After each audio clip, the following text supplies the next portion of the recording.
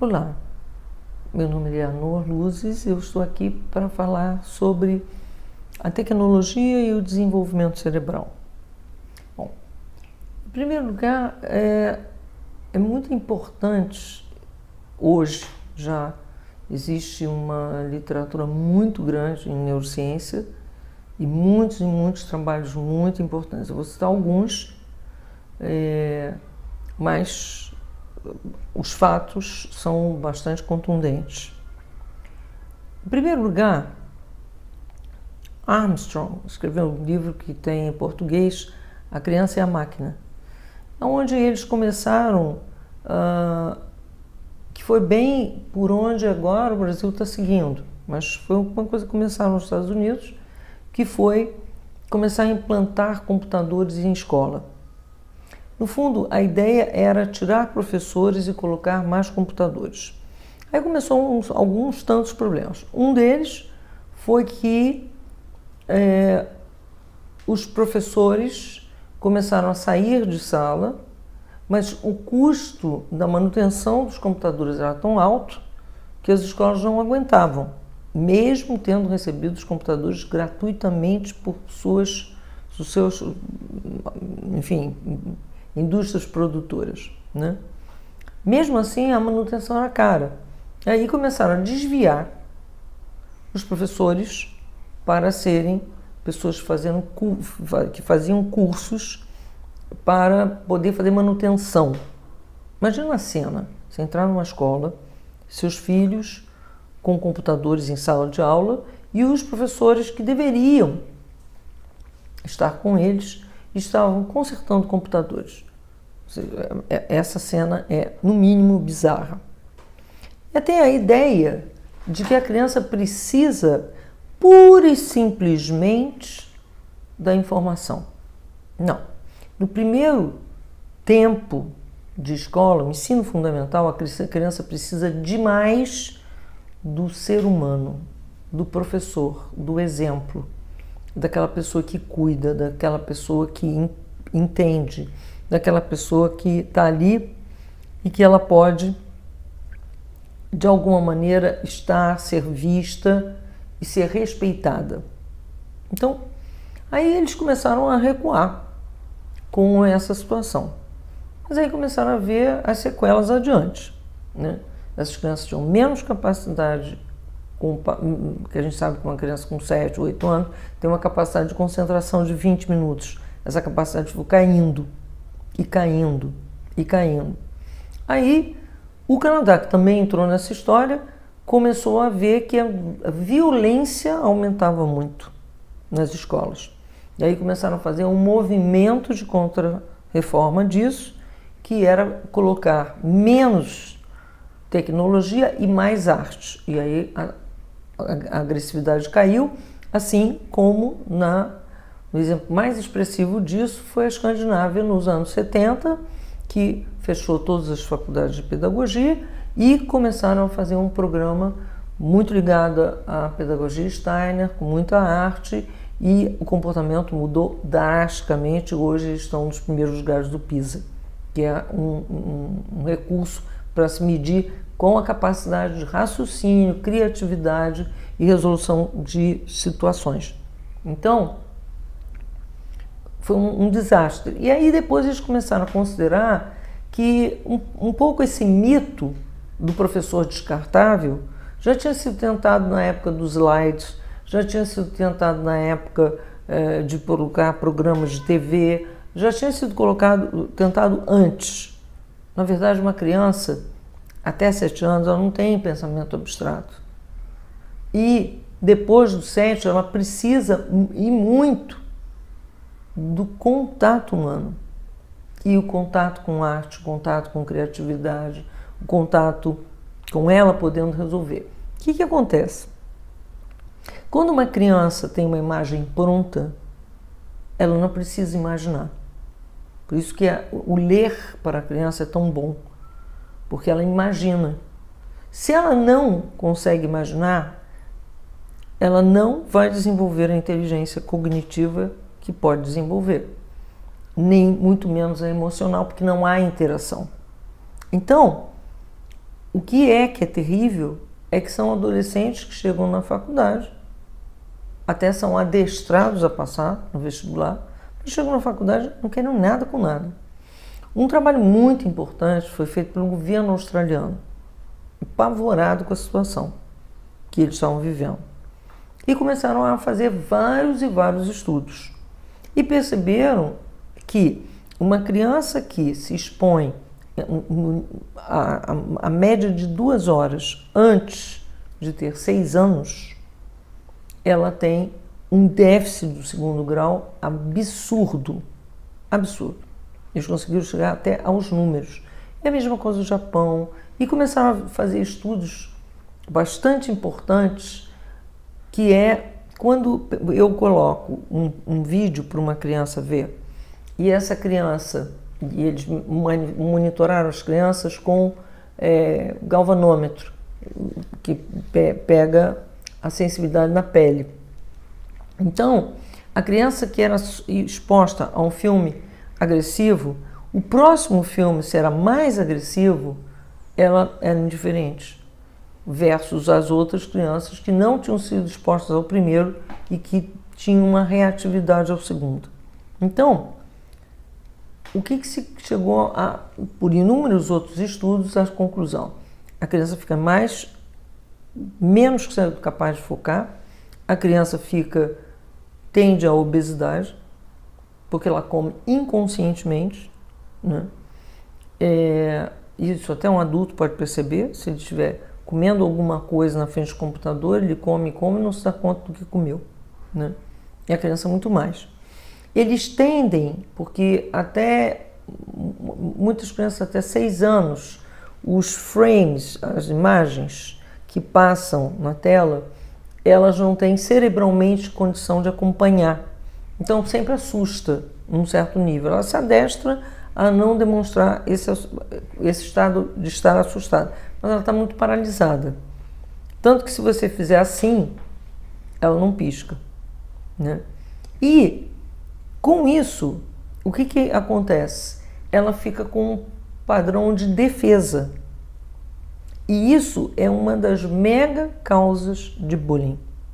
Quando você efetivamente, como foi feito no Canadá, como está sendo feito na Austrália, em alguns lugares da Inglaterra, quando você começa a diminuir a exposição da criança à mídia, aos jogos eletrônicos especialmente, e mesmo muita televisão, o que vai acontecer é que as crianças vão se tornar mais centradas, mais calmas, tranquilas, e o desenvolvimento neurocerebral vai se tornar melhor. A saúde da criança vai ser melhor.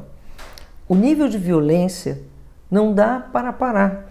Na Inglaterra chegou a um ponto que em Londres eles começaram a colocar apitos de infrassom que só a criança ouve, para que as crianças às 10 horas da noite fossem para casa, já que os pais não tinham menor, isso 9 anos, 10 anos, já não tinham menor ascendência sobre elas.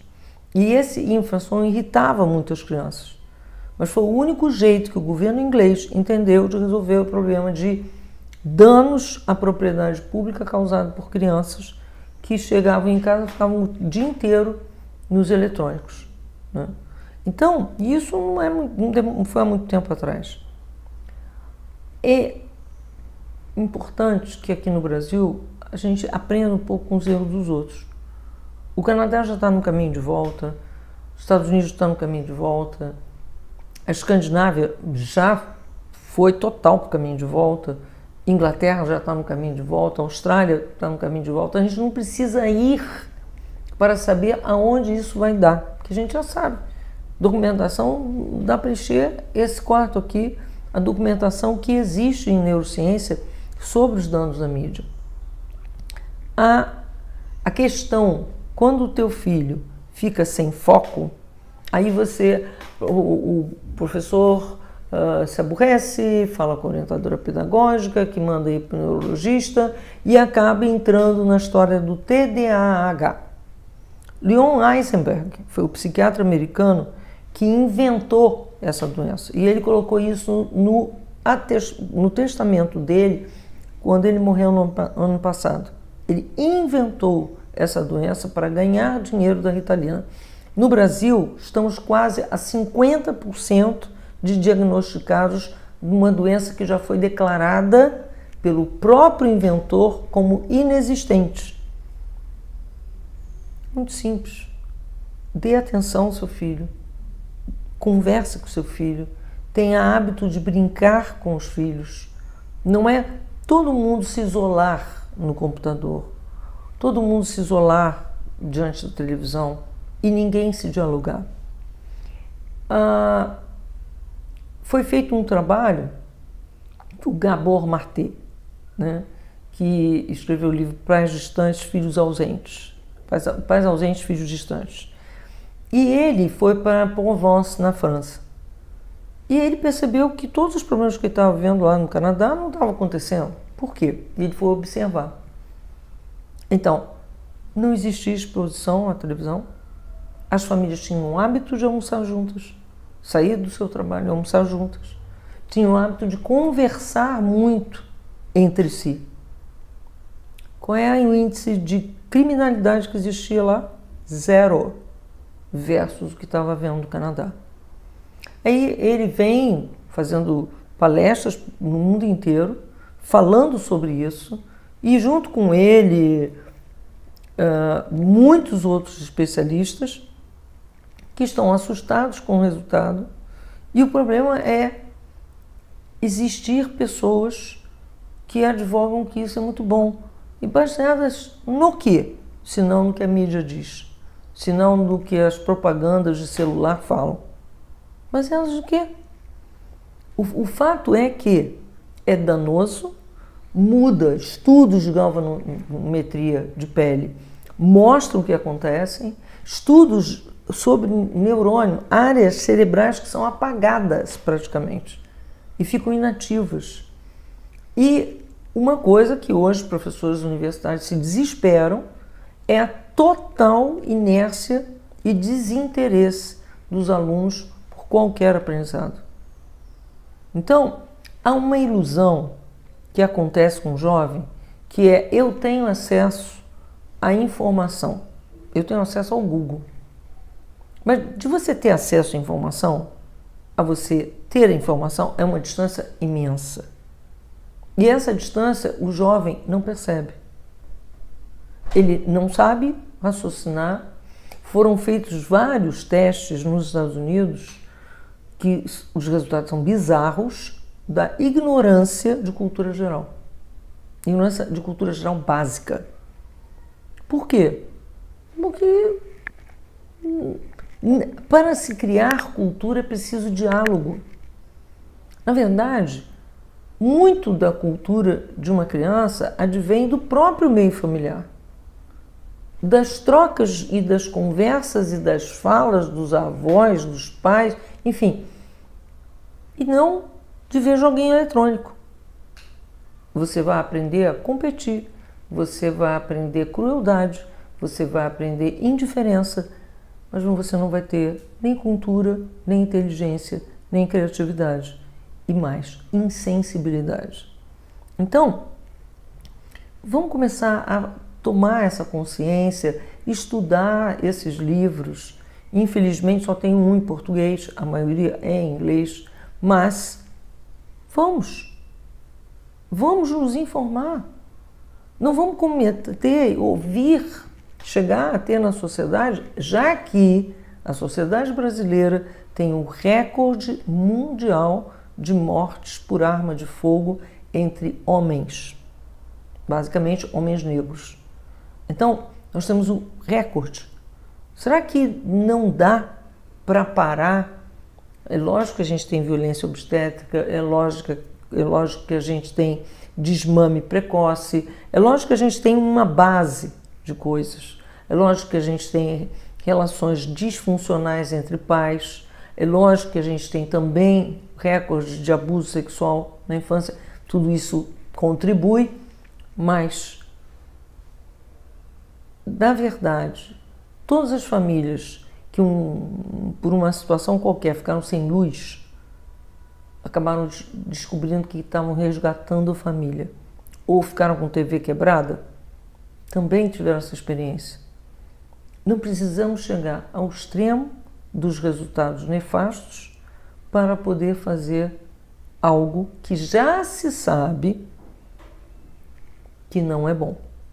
Então, mídia de lado, o mínimo de exposição possível, principalmente para os pequenininhos, e muito contato físico, muito afeto, muito amor e muita conversa.